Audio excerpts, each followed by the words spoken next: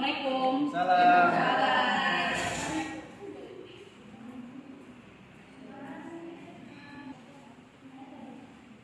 Selamat pagi anak-anak. Pagi. Baik, sebelum mulai pelajaran, alangkah baiknya kita berdoa bersama-sama. Silakan dipimpin ketuanya.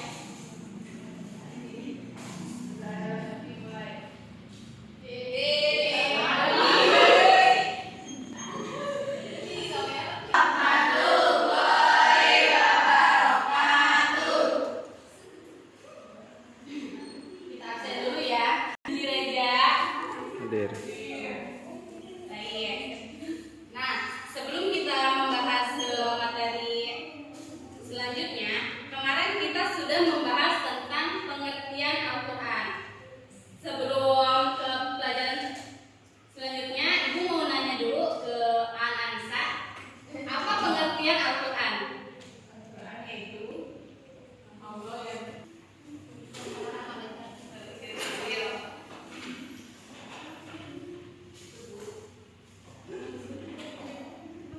baik, sekarang Siti Sadia, ada berapakah kitab yang Allah turunkan?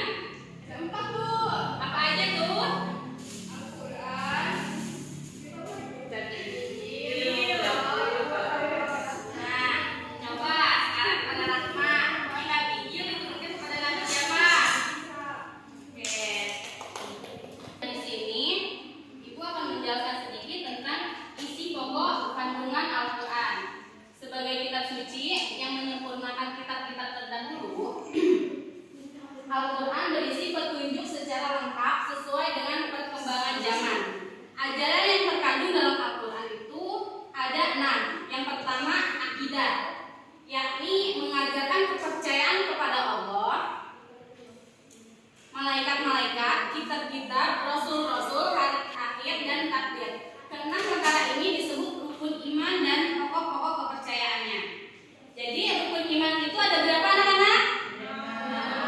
Coba sebutkan.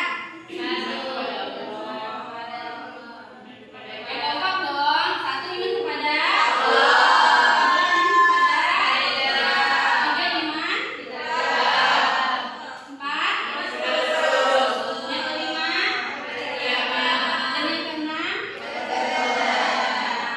Yang kedua yaitu ibadah, yakni mengajarkan cara-cara ibadah kepada Allah SWT.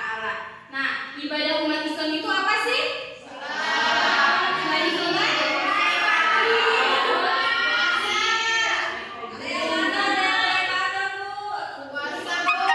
terus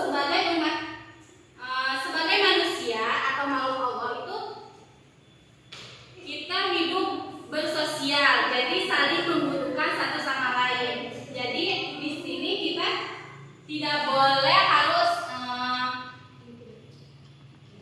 jangan kita itu paling benar gitu ya. Kita itu pasti selalu membutuhkan pertolongan orang lain.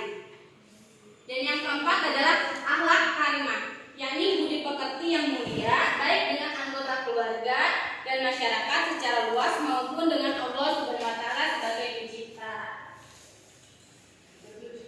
Yang kelima, thorik, yaitu menceritakan sejarah umat terdahulu untuk diambil pelajaran bagi umat sesudahnya. Dan yang keenam atau yang terakhir yaitu syariat, yaitu mengajarkan tentang peraturan perundang-undangan secara menyeluruh yang berkaitan dengan ibadah, akidah, dan muamalah. Dari penelitian yang telah dilakukan,